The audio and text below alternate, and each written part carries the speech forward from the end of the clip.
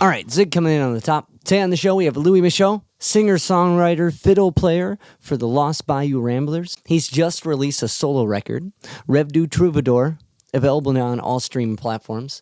This new album's incredible. It's one of those records that combines all these different elements of music, but does it in this uniquely punk rock way, even though they're not intending to be punk rock. It's just the attitude that's there.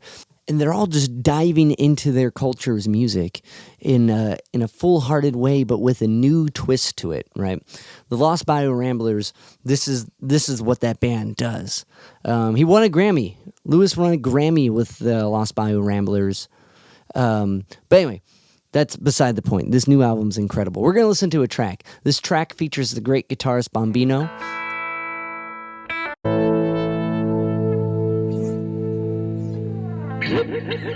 Le Cross de Marguerite, Rêve du Troubadour's album, Louis Michot, featuring the great Bombino.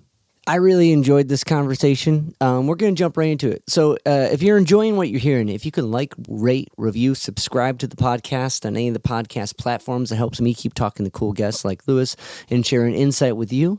That being said, here's my conversation with Louis. Awesome. Well, to jump into it, this new album is incredible.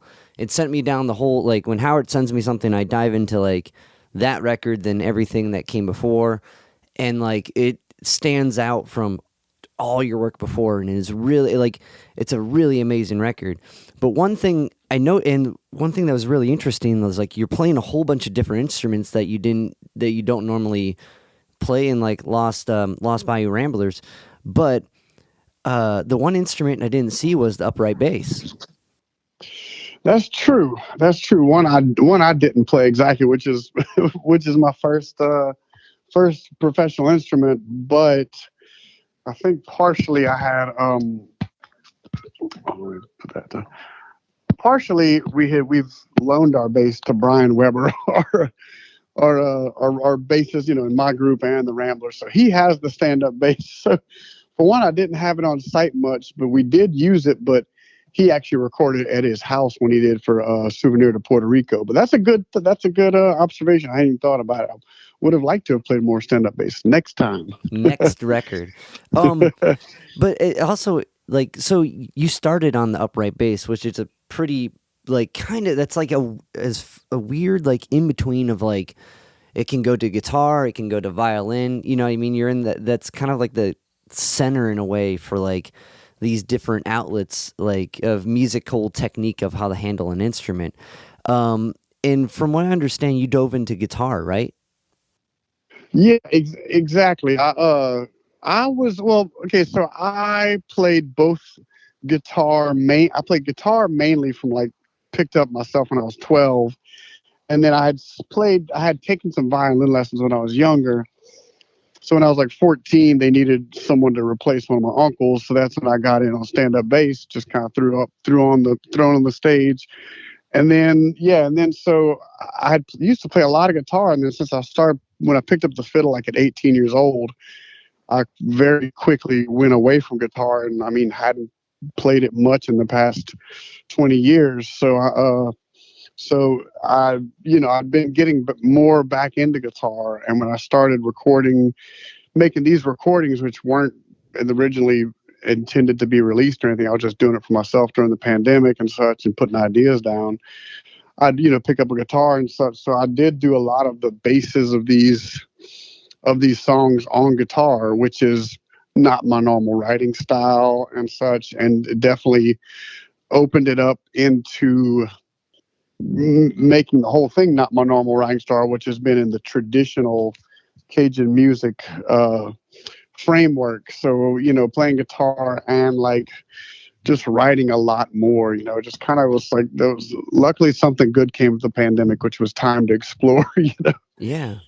Did, when you were younger and picking up guitar, were you writing your own songs at that point, or were you just kind of, like, learning all the standards?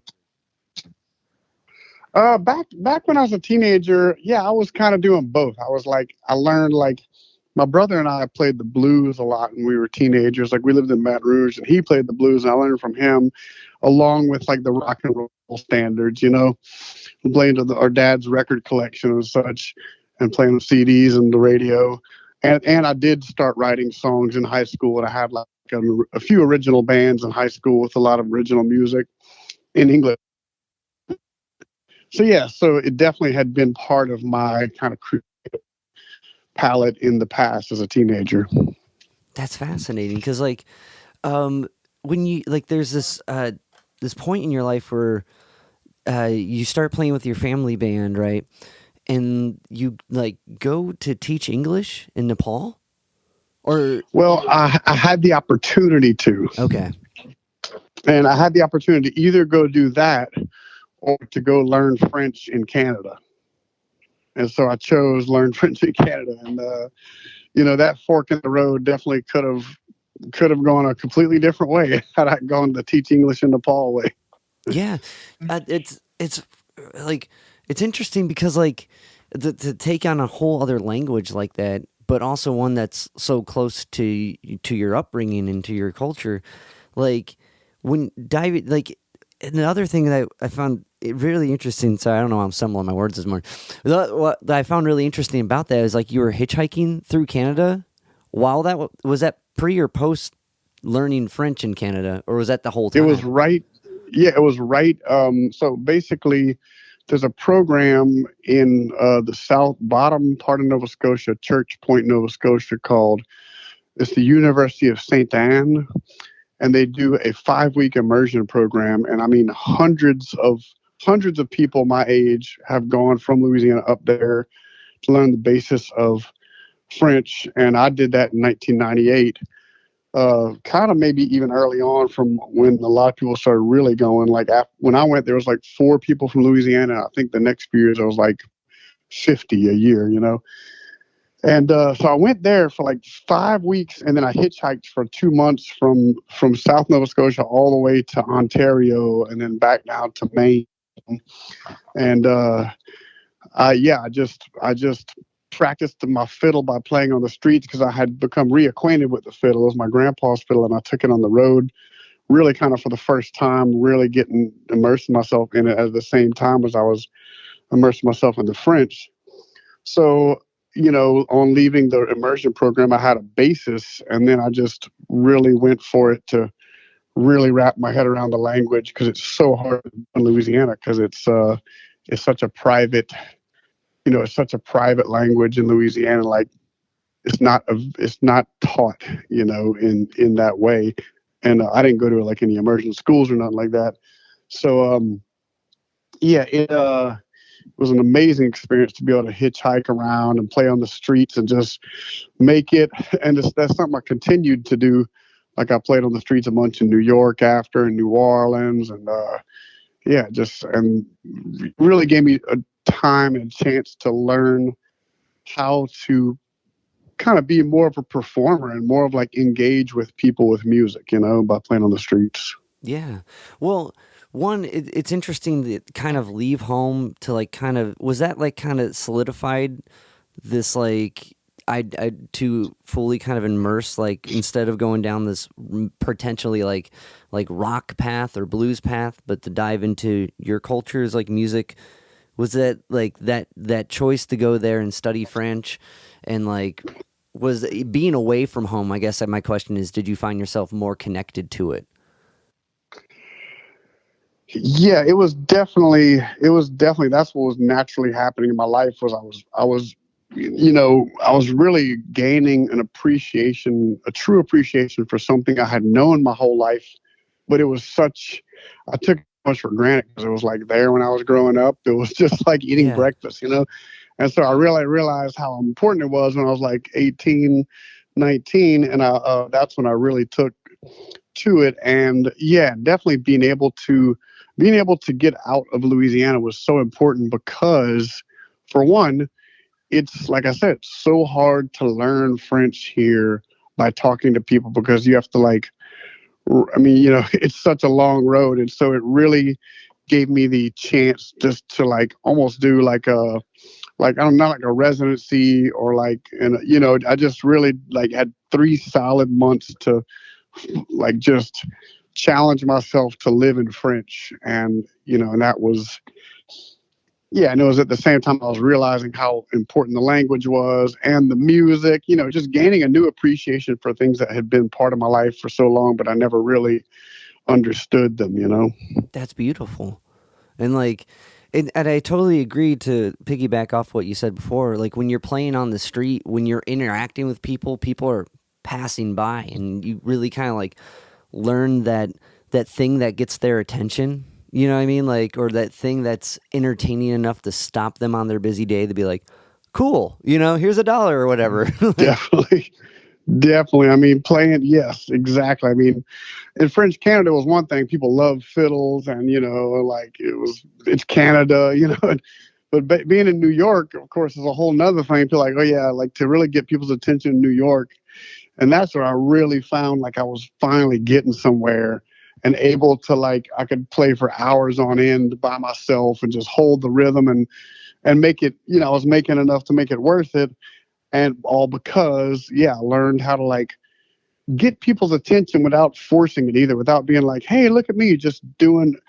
I always found that when I would focus on what I was doing and not how people were reacting, that's when people started taking notice. And I got so many gigs and met so many awesome people that I'm still in touch with today doing that. And it really kind of jump started the Lost Bayou Ramblers' ability to tour because I met enough contacts to book our first out of Louisiana tour in New York. that's incredible. Like, was it that rhythmic thing that you found, like, because like to play to yourself for hours and hours and hours, you know what I mean? Like, it's a because I've done the busking bit a bit too, and it's hard, man. It's hard. Yes, it completely is. And that's it. Yeah, it is. It's exactly. It's the rhythm. It's holding the rhythm. Like I'm lucky to have the kind of a 3-piece in myself where I got like I mean a lot of buskers do, but the vocals, the melody, and then like the foot stomp to kind of keep it going. And then it took like even every day when I go play, it would take a few songs to get warmed up. And then, it just really allowed me to be like an all-in-one performer, and then when adding more musicians, it only helps. And so like when the Ramblers would come up on tour, we'd actually go busk as the whole band as well. Oh, that's cool. Yeah. So like people had seen me playing by myself, and then one day they see the whole band, like, oh, okay, this makes more sense. I get the whole picture now. I see the background and the foreground. Yeah. That's But cool. yeah, the rhythm is where it's at for sure. Getting in rhythm with oneself, I think, is what's so great about being able to busk. And you're not like putting on a show, you're just playing to passersby. So it really all does come about yourself. Is that part of the troubadour's dream?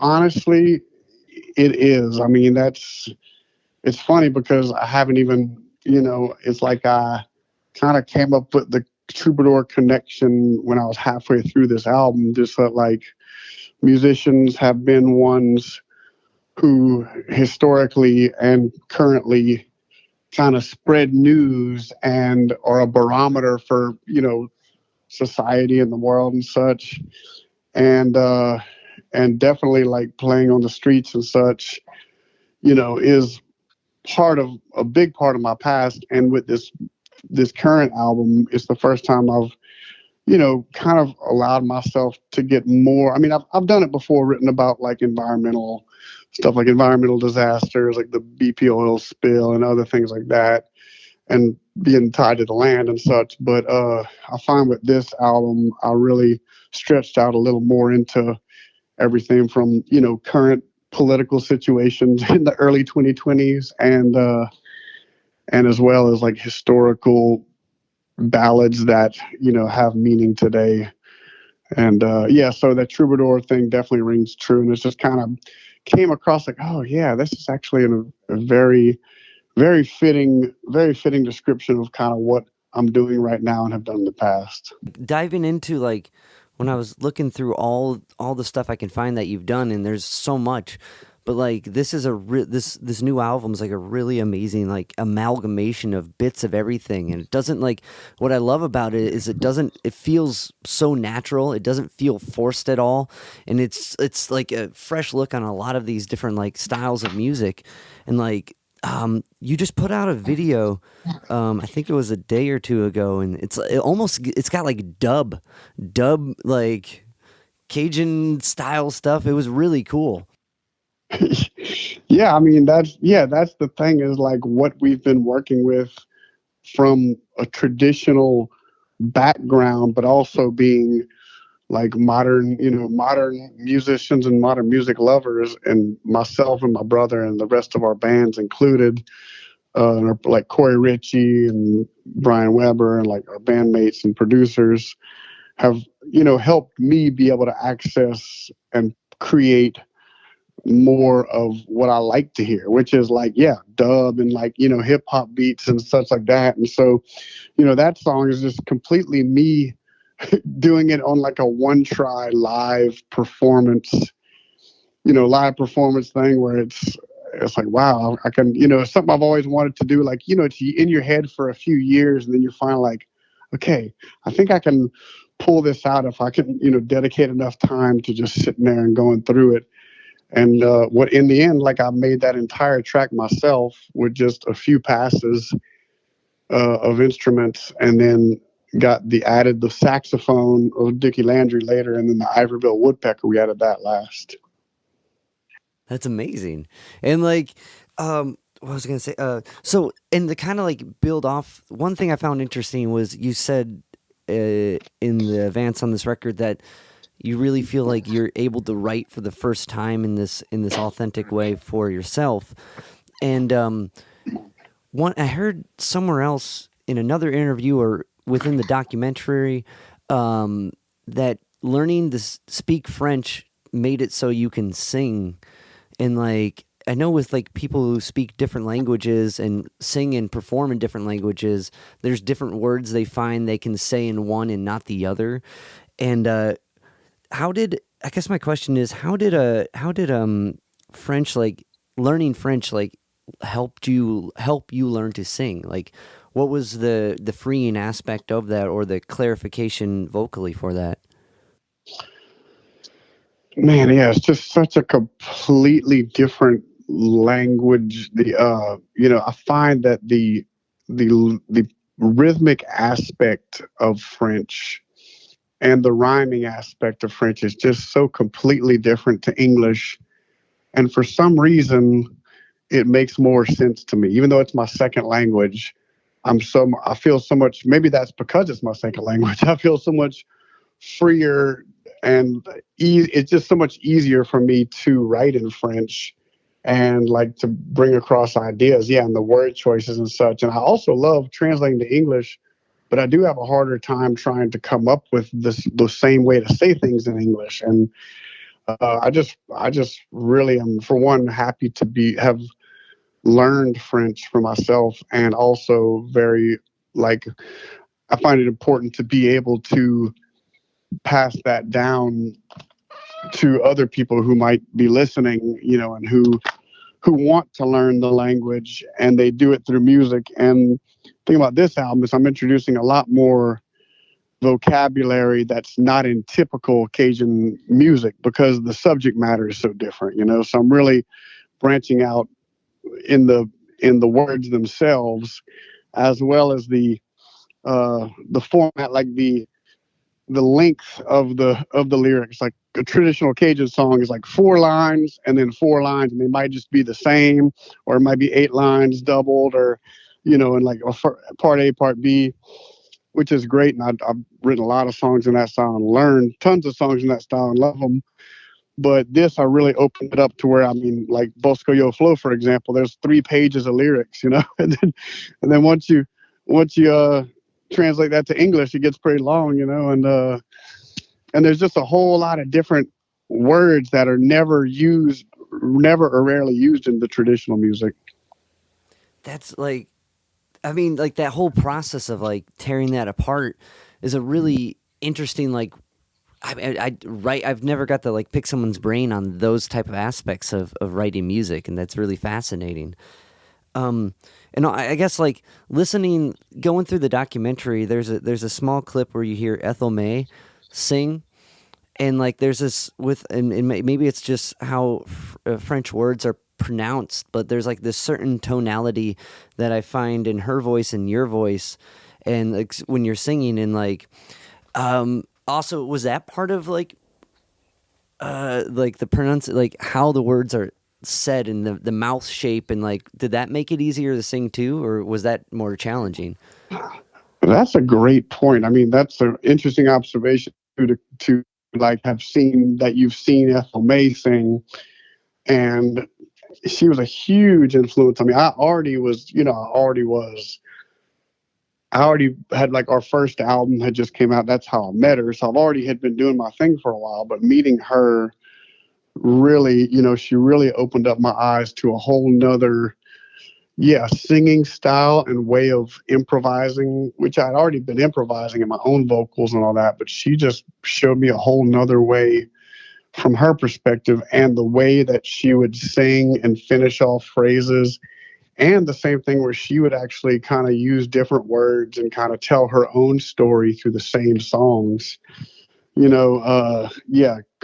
was a bit of a troubadour herself. I mean, not that she got to travel with it, but that she wrote songs about her own life and her own experience, and kind of kept other songs going, adapted to her perspective. But yeah, definitely she inspired me, and I definitely learned a lot from her on just probably by symbiosis, just kind of her rubbing off on me, the way she sang was so cool. Well, I think that definitely comes off in how you sing. Was her like improv mostly within like her storytelling, or like was it melodically that her improv like kind of spiked your interest? I think definitely in her storytelling, like a lot of her, it's funny because she had one main melody, and I have not found exactly where, I haven't looked, and I haven't found exactly where the main melody comes from, because it just seems like such a quintessential melody, maybe just because she sings it so naturally, but it's not like, oh, that's such and such a song. It's just really like, to me, it's her song.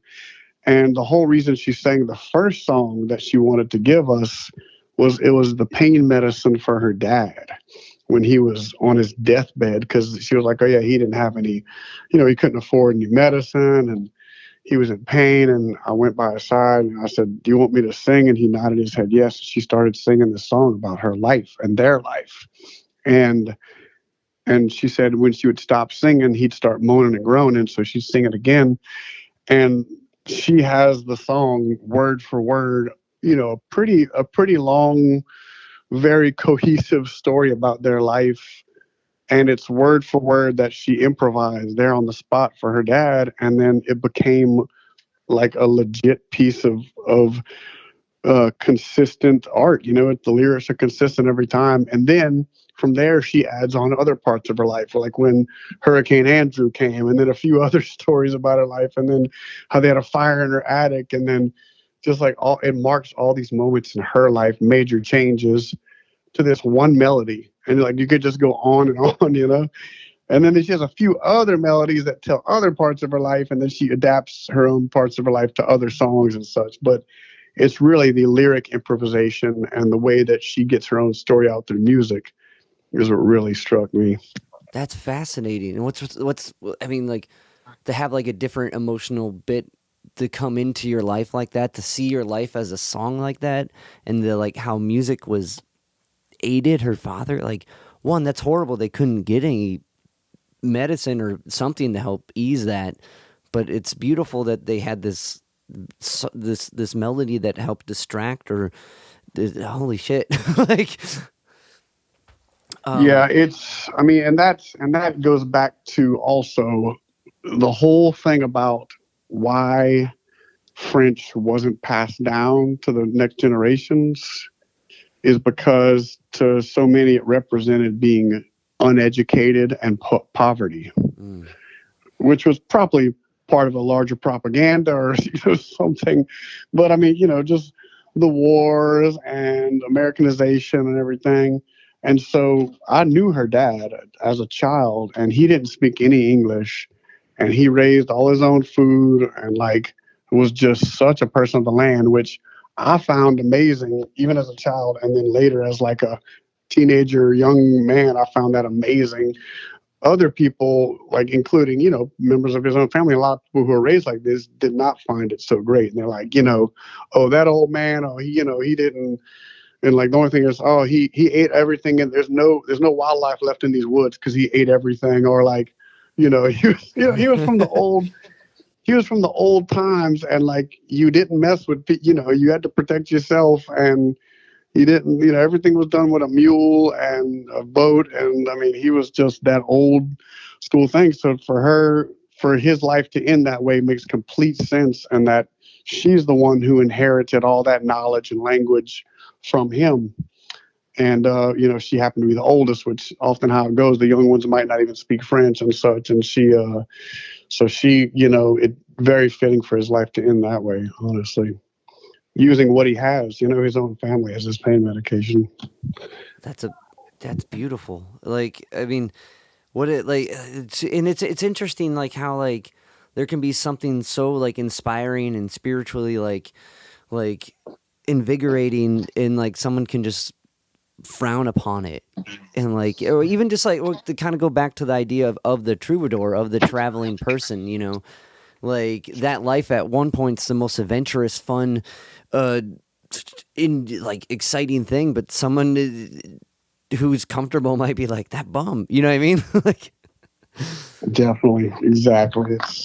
It's even using the word in my album, I kind of had to be like ready to take it on and be like, at first I was going to call it Troubadour du Bayou, and I was like, I mean, but then, it's like, that's okay, that's one thing. But then like what I really was getting into is, for one, when I wrote these songs, a lot of them came kind of directly from dream time. Like I'd wake up with melodies and songs in my head and words and such. And then the other thing is, that's kind of, the dream as an artist is to be able to do your art and to be able to perform your art and make your art. And the rest is, the business part, the harder part. But we really, getting into that rare creative state is the important part. And like, that's the dream. And, that's kind of where I found it was all coming together for me, was the ability to get these ideas out and to perform them, and like the decision to go through with it and make it a thing, So it's like, now these stories will be like, they're now officially documented and released, Yeah. So it's kind of like the troubadour lives on. Typically, as far as your writing process, like, do you get like those bits from dreams a lot? Is that kind of like where it comes in, or is this like a select few things? Like, because I can hardly remember any of my dreams. Yeah, no, it's honestly mainly melodies and rhythms and such, and just like the song, and then the lyrics. Usually they kind of they come in and they come in and fill in. Like then I'm once I can get the melody down and such, somehow it takes me to what I'm writing about, which I don't know. Like the title track, Rêve du Troubadour, I just woke up with that melody in my head, so I started whistling it and playing guitar, and I just made that the thing. And then the words just kind of started coming to me of what I wanted to write about, and I just kind of went with it. And then I get to look back and say, oh, that's what that was about, like. And then Acadiana Culture Backstep's another one that it came in a dream that right around the same time. And then when I started writing about it, it was kind of like I was writing about current events, about kind of the political, racial stuff that was going on at the time, even here in Acadiana. And so, and Costa Margarita as well, like that rhythm and stuff came from a dream. And then, it was one of those things where I had recorded it a long time ago, the dream melody or the bass line.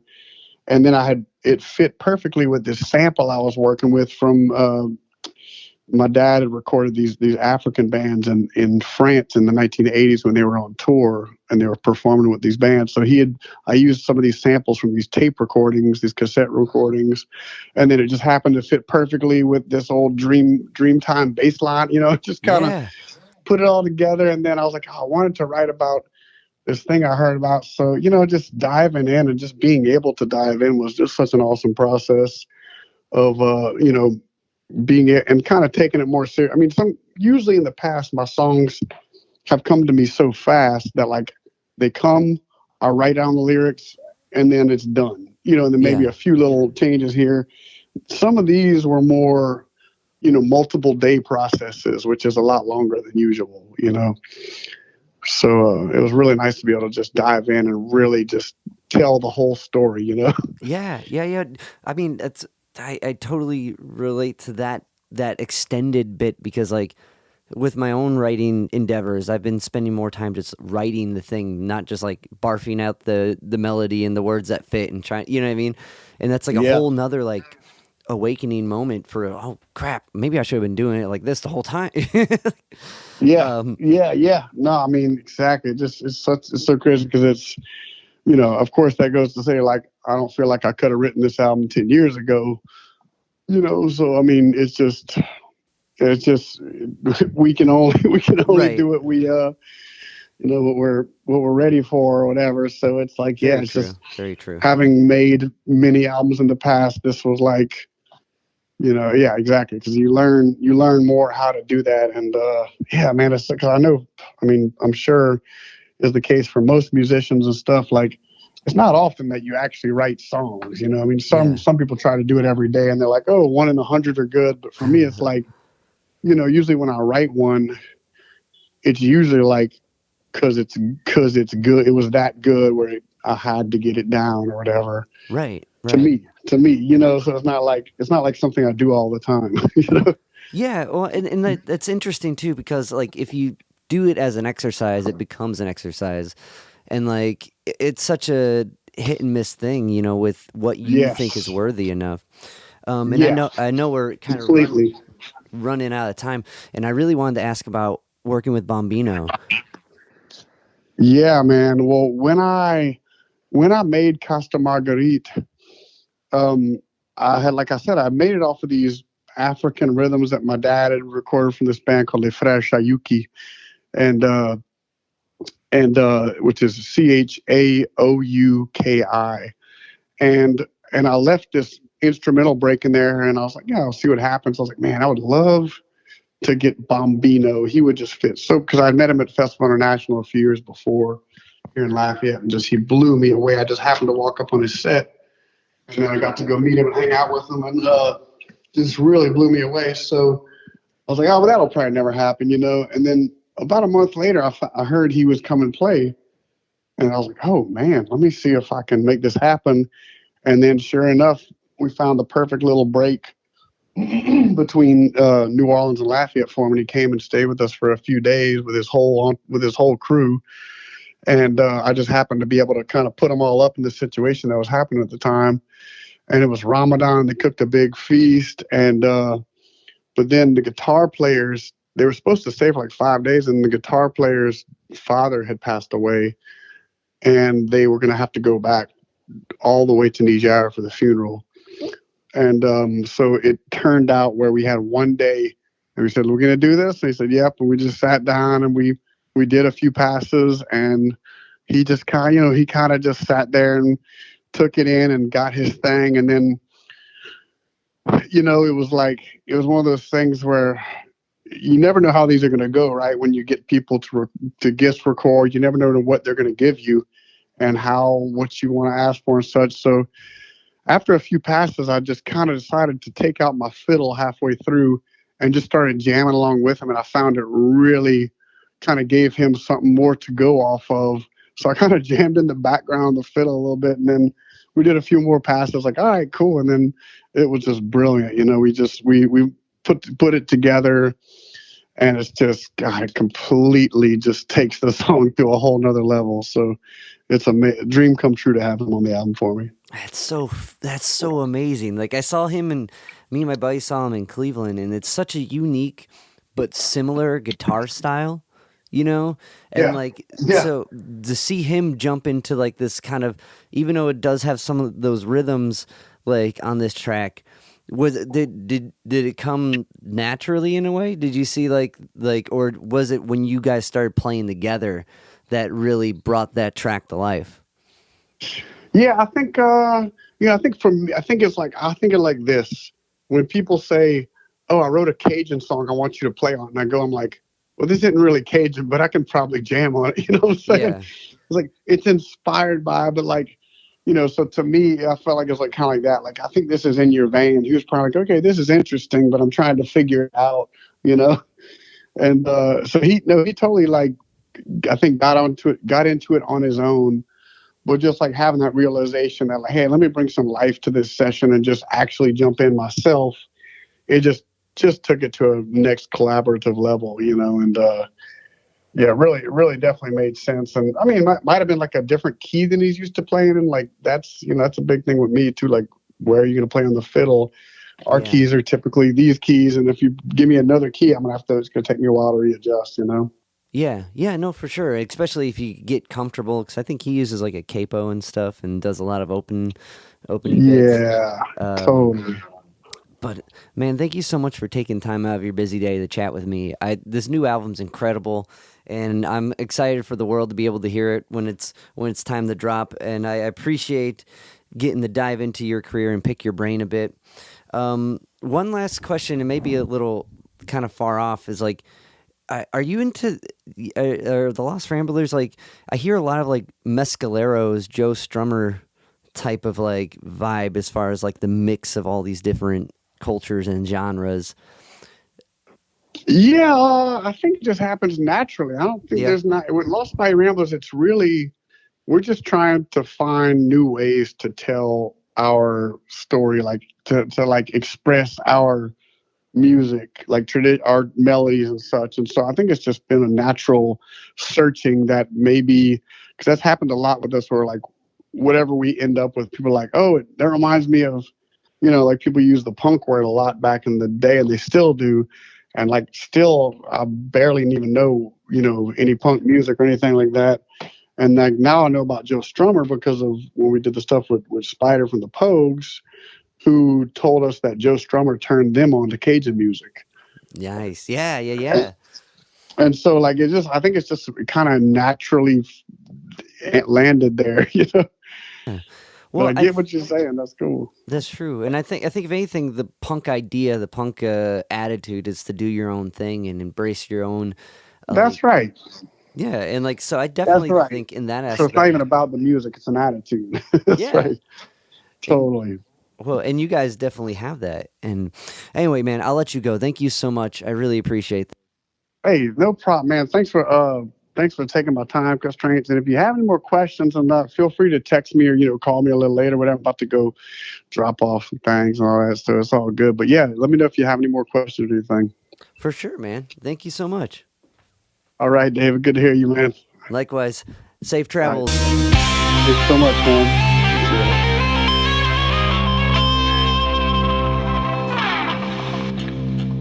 Yo, Spike Spiegel here. You just listened to Zig At The Gig podcast. Keep riding the bebop. See you, Space Cowboy. Bang.